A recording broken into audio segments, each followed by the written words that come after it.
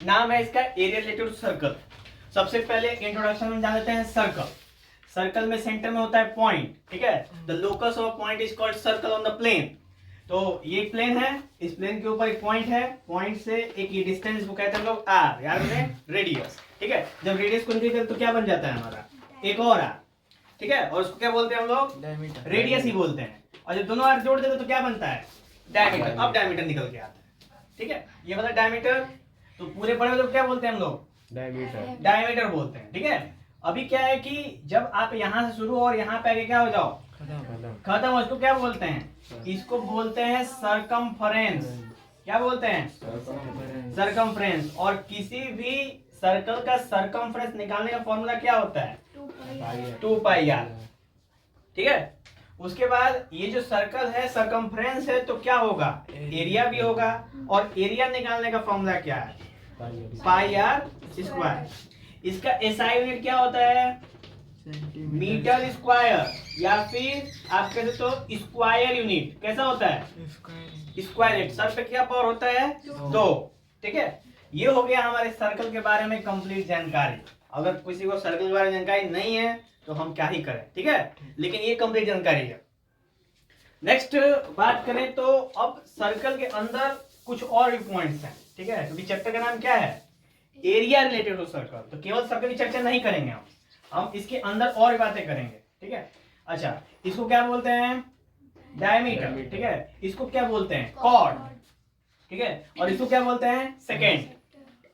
तो देखो सबसे लंबा कॉर्ड कौन सा होता है, डायमीटर, ठीक है। तो एक कॉर्ड हमने ड्रॉ कर दिया और यहां से हम क्या कर देते हैं, यहां से ऐसे रेडियस बना देते हैं, ठीक।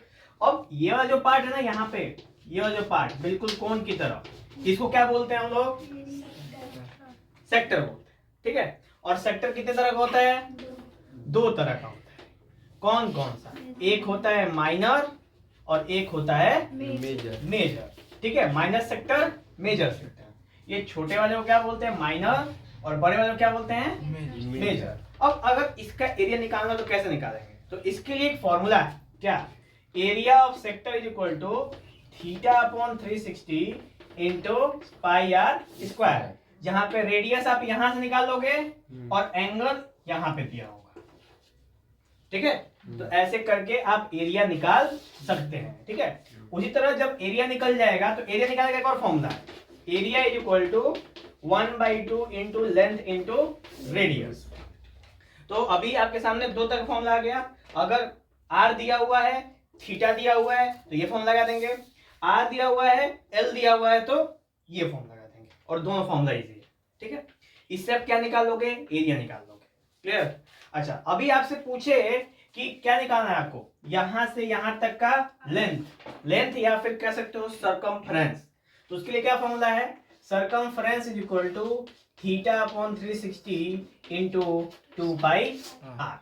दिक्कत, यहां से आप इस फॉर्मूले से क्या निकालोगे, यहां से यहां तक की दूरी। तो लेट कर लो कि इसका जो रेडियस ऑफ कितना है, 7 सेंटीमीटर, और थीटा कितना है, 60 डिग्री। तो इस पे प्लेस करते सबसे पहले कितना हो जाएगा, इसको सॉल्व करेंगे तो आएगा 154/6। इसको सॉल्व करेंगे तो आएगा 154/6, और यहां पे रखेंगे तो कितना आ जाएगा, देख लीजिए। तो ये हो जाएगा 1/6 इंटू 2 इंटू 22/7 इंटू 7, कट गया 44/6। तो ये हो गया आपका length of the arc formula, और ये वाला हो गया आपका एरिया, क्लियर। तो ये था आपके सेक्टर के फॉर्मूले के हिसाब से एरिया और सरकम।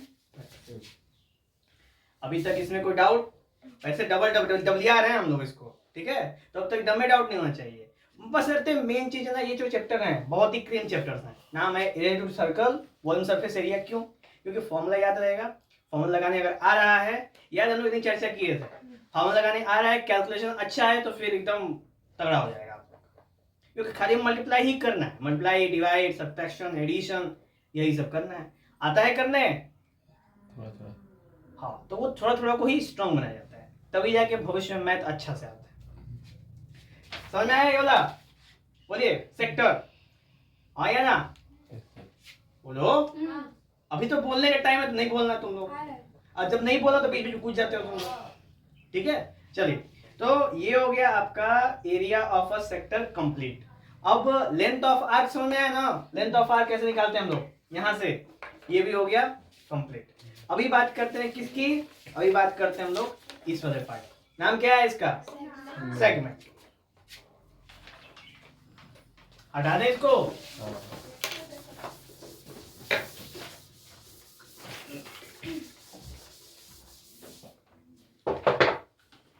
देखिए एक सर्कल है, इस सर्कल हमने क्या ड्रॉ कर दिया, कॉर्ड, और यहाँ पे क्या है, सेंटर, ठीक है। ये कॉर्ड ड्रॉ करने के बाद कॉर्ड ने सर्कल को दो भाग में क्या कर दिया, बांट दिया है। क्या इक्वल भाग में बांटा है, नहीं, बस भागों में बांटा है। तो ये वाला एक भाग होगा जिसमें एरिया होगा, और ये वाला भाग होगा जिसमें एरिया इसने कवर किया।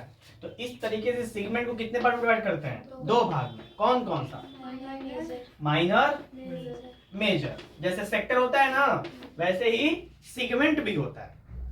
सेक्टर का भी हम लोग एरिया निकालते थे, सेगमेंट का भी क्या निकालेंगे हम लोग, एरिया निकालेंगे, ठीक है। कैसे निकालेंगे, तो इसके लिए फॉर्मूला मेंशन है, कैसे सेगमेंट का आप एरिया निकालोगे। तो area is equal to theta upon 360, देखो इसको ऐसे मिला दो आप, ऐसे, ठीक है।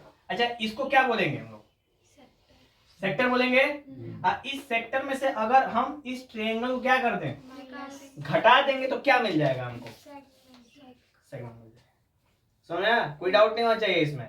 सेक्टर सेगमेंट एक काफी एक दूसरे से क्या है, सिमिलर है। तो फॉर्मूला है theta upon 360 into pi r square minus area of triangle. बोलिए कोई दिक्कत। नेक्स्ट है इसी को फिर अगर बहुत अच्छे से सॉल्व कर रहा है तो ये हो जाएगा theta upon 360 pi r square minus 1/2 r square sine theta. अगर ये फॉर्मूला याद है तो आपको एरिया अलग से निकालने की आवश्यकता नहीं है ट्रायंगल की, सीधा आप रेडियस पता है तो यहाँ पुट कर दो, सॉल्व कर दो, और आपको एरिया ऑफ द सेगमेंट क्या हो जाएगी, मिल जाएगी, ठीक है। अभी मान के चलो कि इसका लेंथ कितना है 7 और थीटा कितना है 60 लेट कर लेते हैं, ठीक है। तो उस केस में क्या होगा, यहाँ पे हो जाएगा 1/6 इंटू पाई नहीं 22 upon 7 into 7 into 7 minus 1/2 into 7 into 7, और साइन 60 की वैल्यू कितनी होती है, √3/2। अब बस कैलकुलेशन करना है और आंसर आप लोग को आ जाएगा, ठीक है। अभी इसको सॉल्व किया हमने, कितना आया 154/6 माइनस, ठीक है, ये कितना हो जाएगा 49 √3/4। अब √3 की वैल्यू कितनी होती है, तो √3 की वैल्यू होती है 1.732, ठीक है, और √2 की वैल्यू होती है 1.414।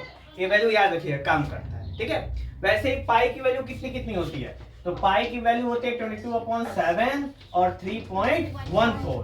कभी गौर करना, आप पेपर में जो दे दिया हुआ 3.14 यूज करने के लिए, तो 22/7 यूज करेंगे तो आंसर क्या आ जाएगा, गलत आ जाएगा, ठीक है। इस वजह से जो क्वेश्चन अगर क्वेश्चन पेपर में नहीं दिया है कि किसका प्रयोग करना है, तब आप कोई भी प्रयोग करो, और अगर दे दिया है तो बस उसी का प्रयोग करो, समझ गए। ऐसे ही फिजिक्स में था 9th में आप लोग ग्रेविटी वाला, जी की वैल्यू 9.8 होती है और 10 भी होती है। तो अगर क्वेश्चन में 9.8 दिया हुआ है तो आप किसका प्रयोग करेंगे, 9.8 का, और अगर क्वेश्चन में नहीं दिया तो किसका प्रयोग करेंगे, 10 का। You are independent, clear. तो ऐसे करके हमारा एरिया रिलेटेड टू सर्कल्स हो गए समाप्त। किसी को कोई समस्या है तो हमारे सामने व्यक्त कर सकता है, बोलिए। इधर इधर अभी माहौल बना, इधर आप लोगों को बस फॉर्मूला है, कुछ समस्या होगी नहीं, फॉर्मूला है बस, ठीक है। फॉर्मूला याद रखना है, क्वेश्चन सॉल्व करना है, एनसीईआरटी चाप दीजिए।